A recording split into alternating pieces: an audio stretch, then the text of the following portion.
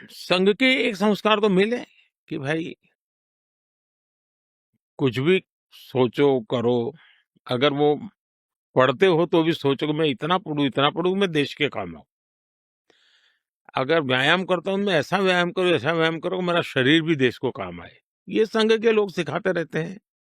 अब संघ एक बहुत बड़ा संगठन है, शायद अब उसके 100 साल हो रहे हैं, ये 100वां वर्ष है। और दुनिया में इतना बड़ा स्वयंसेवी संगठन कहीं होगा ऐसा मैंने तो नहीं सुना है। करोड़ों लोग उसके साथ जुड़े हुए हैं। लेकिन संघ को समझना इतना सरल नहीं है। संघ के काम को समझने का प्रयास करना चाहिए। और संघ स्वयं तो एक पर्पज ऑफ लाइफ जिसको कहे, इसके विषय में आपको एक अच्छी दिशा देता है। दूसरा, देश ही सब कुछ है और जन सेवा ही प्रभु सेवा है। ये जो हमारे वेद काल से जो कहा गया है, जो हमारे ऋषियों ने कहा, जो विवेकानंद ने कहा, वही बातें संघ के लोग करते हैं। तो स्वयंसेवक को कहते हैं कि भाई तुम्हें संघ में से जो प्रेरणा मिली, वो 1 घंटा शाखा है, वो स्वयं नहीं, यूनिफॉर्म पहनना वो स्वयं से संघ नहीं है। तुमने समाज के लिए कुछ करना चाहिए। और वो उस प्रेरणा से आज ऐसे काम चल रहे हैं, जैसे कुछ स्वयंसेवकों ने सेवा भारती नाम का संगठन खड़ा किया है। ये सेवा भारती जो गरीब बस्तियां होती है, झुग्गी झोपड़ी में गरीब लोग रहते हैं, जिसको वो सेवा बस्ती कहते हैं। मेरी मोटी मोटी जानकारी है, करीब 1.25 लाख सेवा प्रकल्प चलाते हैं वो। और किसी सरकार की मदद के बिना, समाज की मदद से वहां जाना, समय देना, बच्चों को पढ़ाना, उनके हेल्थ की चिंता करना, ऐसे ऐसे काम करते हैं। संस्कार उनके अंदर लाना, उस इलाके में स्वच्छता का काम करना, यानी बिल्कुल 1.25 लाख एक छोटा नंबर नहीं है। वैसे कुछ स्वयंसेवक हैं, संघ में से ही गढ़े हुए हैं, वो वनवासी कल्याण आश्रम चलाते हैं। और वो जंगलों में आदिवासियों के बीच में रह करके आदिवासियों की सेवा करते। 70,000 से ज्यादा वन टीचर वन स्कूल, एकल विद्यालय चलाते हैं।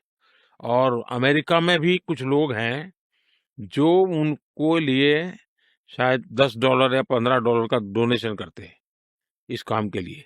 और वो कहते हैं कि एक कोका कोला नहीं पीनी है इस महीने, एक कोका कोला मत पियो और उतना पैसा ये एकल विद्यालय को दो।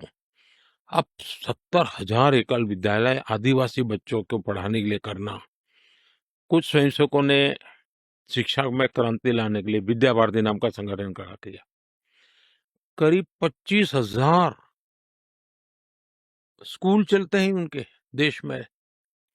और 30 लाख से छात्रा एट अ टाइम होते हैं। और मैं मानता हूं तक करोड़ों विद्यार्थियों को, और बहुत ही कम दाम में पढ़ाई हो, और संस्कार को भी प्राथमिकता हो, जमीन से जुड़े हुए लोग हो, कुछ न कुछ हुनर सीखे, समाज पर बोझ न बने।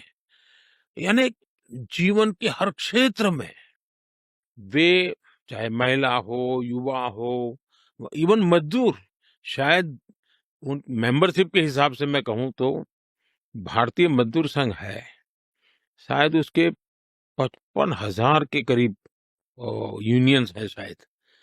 और करोड़ों की तादाद में उनके मेंबर्स हैं। शायद दुनिया में इतना बड़ा लेबर यूनियन कुछ नहीं होगा। और सिखा कैसा जाता है, लेफ्टिस्ट लोगों ने मजदूरों की मूवमेंटों को बड़ा बल दिया। लेबर मूवमेंट जो लगे हैं उनका नारा क्या होता है, workers of the world unite, दुनिया के मजदूरों एक हो जाओ, फिर देख लेंगे, ये भाव होता है। ये मजदूर संघ वाले क्या कहते हैं, जो आरएसएस की शाखा से निकले हुए स्वयंसेवक मजदूर संघ चलाते हैं, वो कहते हैं वर्कर्स यूनाइट द वर्ल्ड। वो कहते हैं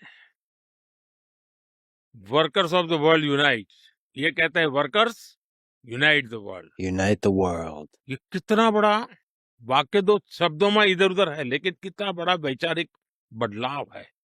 ये संघ की शाखा से निकले हुए लोग अपनी रुचि, प्रकृति, प्रवृत्ति के अनुसार जब काम करते हैं, तो इस प्रकार के गतिविधियों को बल देते हैं।